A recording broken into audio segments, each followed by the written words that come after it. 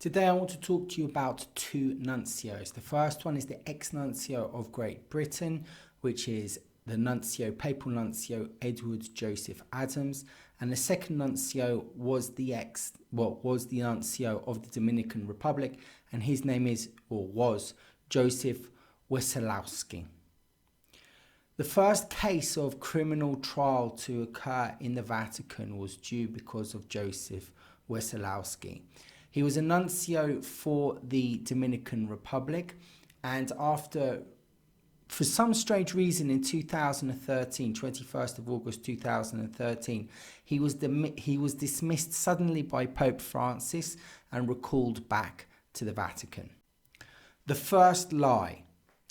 His departure was attributed to a dispute between him and Roberto González Nieves, Archbishop of San Juan de Puerto Rico.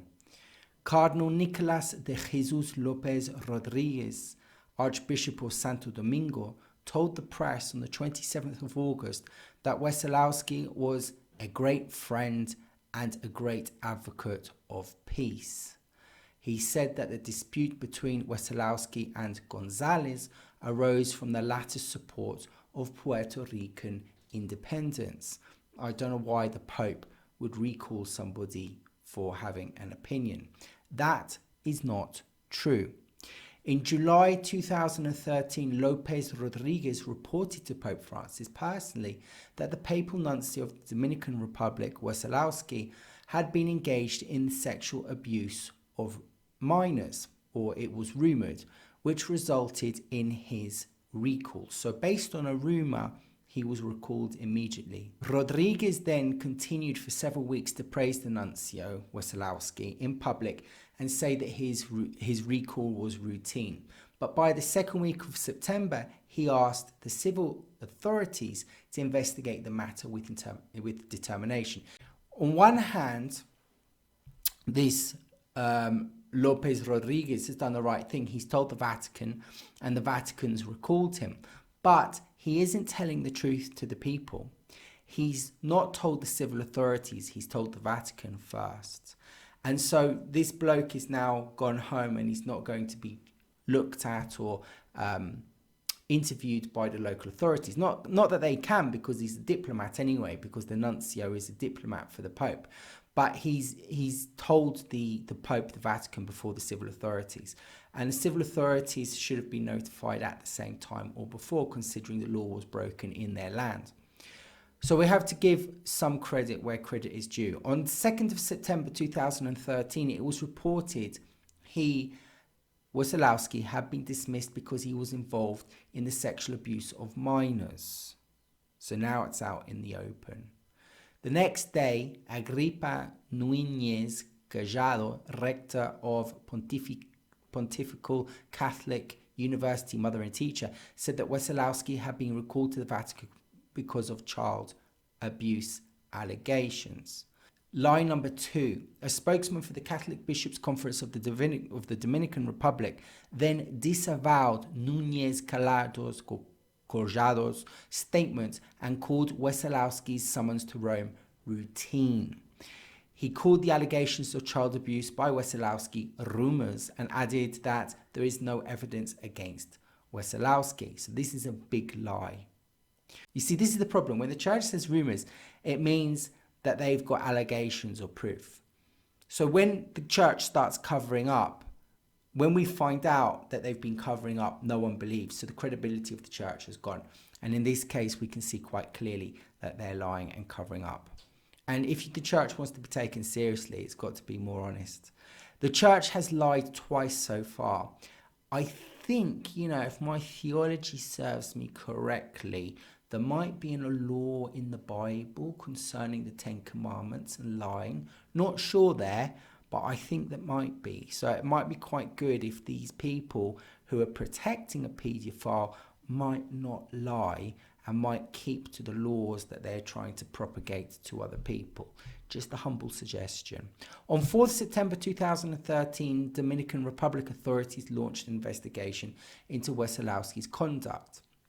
So this is September, but he's been recalled in July, some 2 months after he's gone. And probably all his computers and evidence have gone with him back to the Vatican, and the police have nothing. The Vatican confirmed that the Vatican officials were conducting their own investigation into Wesołowski and that he had been recalled. But the canon law always is much more difficult to prove than civil law, which is why, to prove a rape case in sort of canon law or church law, someone's actually really got to be in the room to witness the rape. So they have a very archaic way of doing things. But it seems that they are putting their foot down and they're putting their act into gear. He should have faced questions in the Dominican Republic, not the Vatican. But anyway, he's a nuncio, so we can't do much. But lie number 3, a Vatican spokesman denied that child abuse itself was the basis for the recall, but said the allegations were serious enough to suspend Wesołowski during the investigation. No, that's all that he's done, it seems, that he's just been done for child abuse. And there's nothing really much worse than child abuse. And it should be the basis in itself, really. Lie number 4, local church leaders later denied that Wesołowski was being investigated for child abuse and described his recall as an administrative procedure. Well, if all bishops, monks and priests get recalled for sexually abusing children, maybe it is an administrative procedure.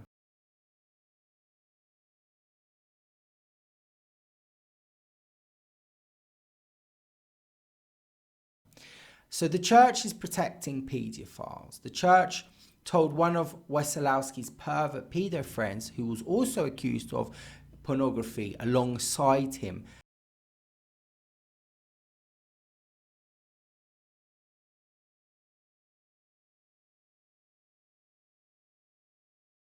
Father Jill, we'll call him, went back to Poland before he was arrested. Since Poland and the Dominican Republic don't share an extradition treaty, he can't be sent back to the Dominican Republic, which is probably why the Vatican told him to get the hell out of the Dominican Republic so he could get safe haven in Poland.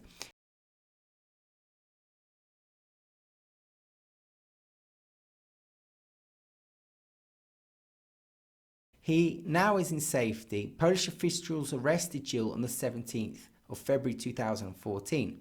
In January 2014, there were reports that the Vatican had refused to extradite Wesołowski to his native Poland. Based on the Vatican's reply to an inquiry from the district prosecutor's office in Warsaw that said Archbishop Wesołowski is a citizen of the Vatican and Vatican law does not allow for his extradition, which shows why they wanted to get everyone out of the Dominican Republic and to Poland and to the Vatican. Not that it mattered, because he had diplomatic immunity, and if you go and rape children, then your diplomatic immunity should stay firm and protect you. On 27th of June 2014, the Vatican Press Office announced that the first stage of the canonical trial of Wesołowski had ended with his laicization. Laicization, I think, means when your ability to say Mass